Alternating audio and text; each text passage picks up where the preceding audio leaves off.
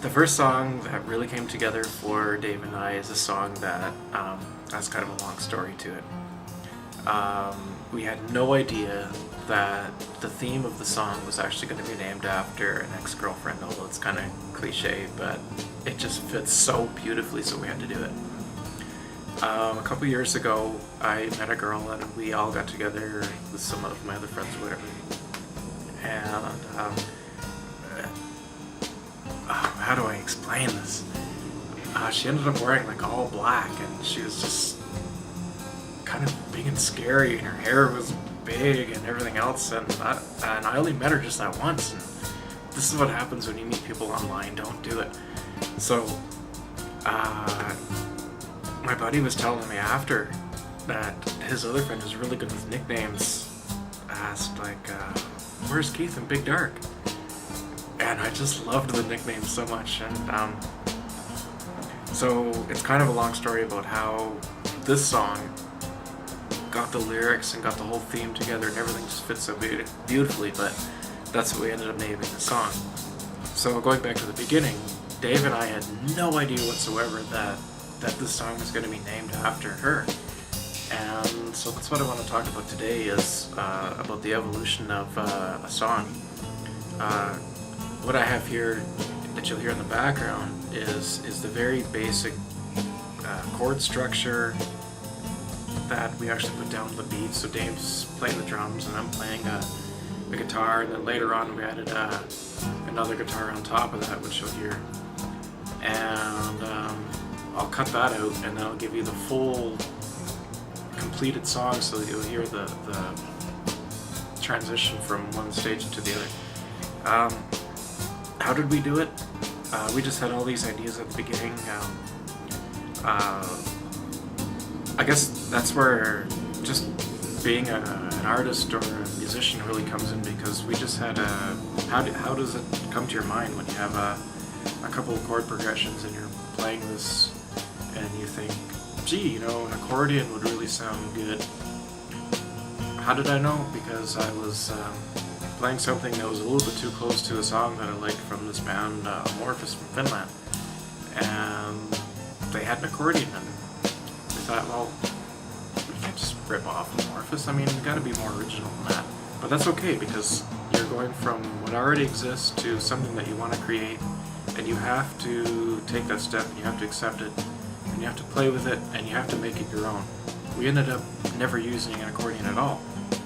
What we did was I took it home, I added some violins to it, I added some other strings and some other MIDI instruments, and I was just experimenting, and I wanted something that kind of sounded like an accordion, but it wasn't.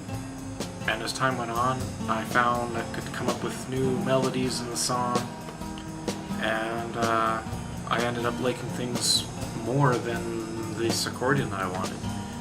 And that's where the evolution comes from. You have to cheat, you have to rip people off, but you have to move beyond that stage. So finally we got to the point where this song is just a fun thing. It's a joke. It's the vocals are hilarious, and we're showing the song to our friends. They can't take it seriously either. Nobody can take it seriously. We don't want them to take it seriously. We want them to have fun with this music, and the whole objective we have is we just want to make the best possible quality with the instruments that we have, and the artistic skills we have with mixing music together and things like that.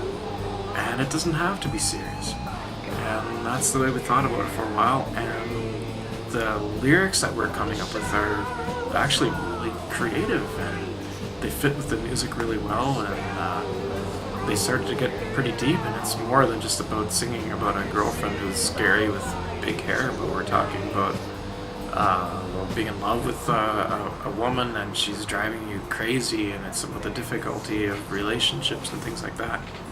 And I thought, well, this is turning out pretty well. So we went back and revised it a little bit more, and we started to get more vocal tracks in there. We got like lower vocals, we got some kind of scary vocals, and we started doing a duet with each other and things like that.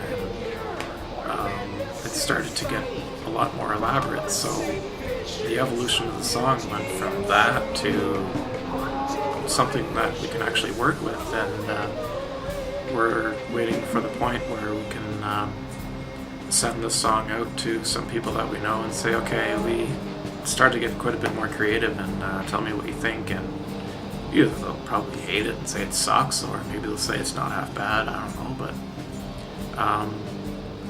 we really like Big Dark because it encompasses acoustic guitars and MIDI instruments and some heavier guitar and some pretty good drums and things like that. And it's not just like a metal song, but it has a whole bunch of other stuff along with it as well. So you'll hear the beginning of the evolution, and you'll hear the end results.